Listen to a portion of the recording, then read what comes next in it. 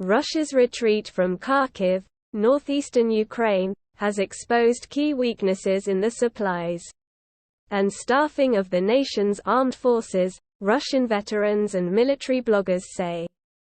And quote, "You have no idea how tired I am to say hello to someone in the morning and then have to identify his remains later the same day," end quote. One Russian officer serving as a Marine in Ukraine reportedly confided over the phone to a former colleague back home, who published it on his Telegram channel. And quote, "Just yesterday 2 of my sniper groups were destroyed by a tank. 3 men died instantly.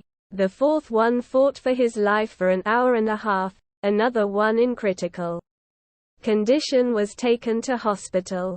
We have hardly any men left and we are holding a front line dozens of kilometers long." End quote. While Russian officials and state media are trying to play down the Russian forces' retreat from Kharkiv, individual war reporters, veterans and influential military bloggers are acknowledging numerous challenges within closed messaging channels.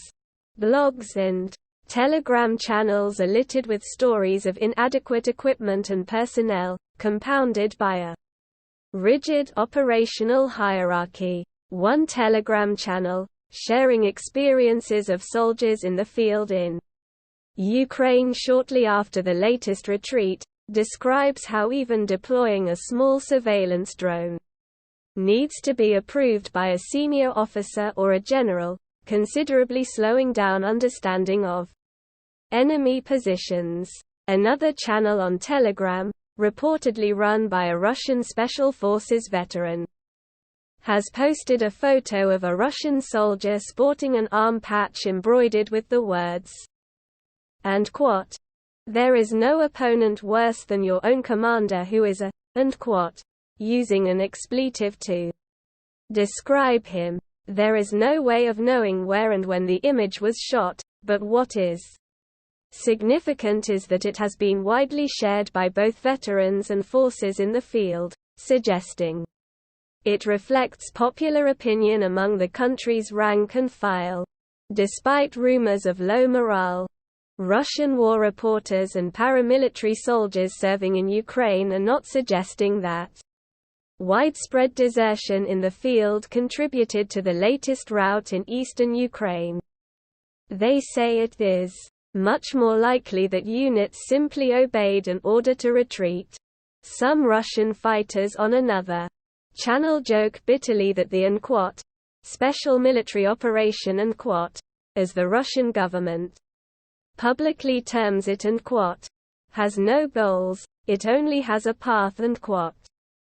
There are not only concerns about poor leadership.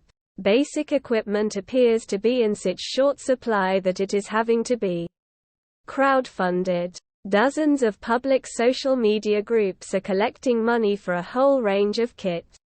Everything from drones to socks and underwear. One of them, called unquote, the People's Front unquote, says it has raised about 1.5 billion rubles, £15 million, $17 million, over the past 3 months, and has already spent it on uniforms, helmets and flak jackets, as well as first aid kits, binoculars and thermal images. Despite such fundraising, hundreds of pleas have been posted online from dozens of military units, including pilots of Russia's most modern fighter jets, for specific items, such as fireproof uniforms, torches and two-way radios. But the issue is not just a lack of equipment. It is a lack of troops. While there are no signs of imminent compulsory conscription, there has been a push for recruitment, described by the government as an unquote, informal mobilization unquote. Since soon after the country's invasion of Ukraine, the Russian Ministry of Defense started posting adverts on popular job websites in early March, something which was rarely done before the war. On one website there are more than 7,000 military vacancies listed, for gunners, mortar crew, and other combat-focused roles. None of the adverts mention the UNQUOT special military operation UNQUOT in Ukraine. Recruitment flyers have also been posted through doors, and displayed on public transport and outside residential apartment blocks and even psychiatric hospitals. Drafting centers have also resorted to phoning soldiers who have left or retired to ask them to rejoin. Some of those contacted told the BBC. One soldier who fought in Chechnya in the 1990s says he and his friends were called 3 or 4 times. The man, who asked to remain anonymous, says he finally agreed but later refused to sign the contract, put off by what appeared to be poor conditions. Possibly to make the proposition of serving more attractive, the minimum contract length has been slashed from 3 years to 3 months, and the upper age limit for a first contract raised from 40 to 60 years old. Advertised monthly salaries range from 100,000 to 450,000 rubles, £1,000 to £4,500, $1,139 to $5,125, a tempting proposition, despite the dangers of deployment, for those with poor job prospects in economically deprived areas of the country. Russia is believed to be sending several of these scratch units to Ukraine every 10 days, following training of just a week or less. 2 separate sources on the front line told the BBC that such units, comprised of short-term military contractors and fighters from the Wagner mercenary group, the head of which has been filmed recruiting in a central Russian prison, constitute the bulk of Russia's current front-line force. There are reports that those signing contracts may not all be doing so willingly. Russian human rights activists allege there have been cases of men in Chechnya being pressured into joining up by the authorities. Russian independent journalists have reported that up to 500 convicts have also been enlisted. One prisoner, Konstantin Tilinov, was lauded in state media after he was killed during combat in July.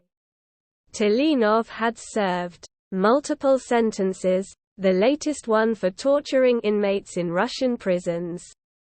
Whilst these challenges are being discussed within closed groups, there has been no official acknowledgement of the retreat. On his private Telegram channel, influential state war reporter Yevgeny Podobny suggested that the latest rout exposed long-running issues, and quote, "The situation is really hard for our troops.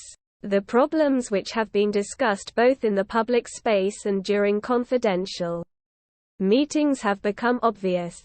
Unquote. But there is no evidence that this message is making its way to the top. Podobny and several other war reporters were seen speaking briefly with President Vladimir Putin on the sidelines of the St. Petersburg Economic Forum in June. While it is not clear exactly what they managed to explain to the president, lack of supplies remains a key issue for the Russian military.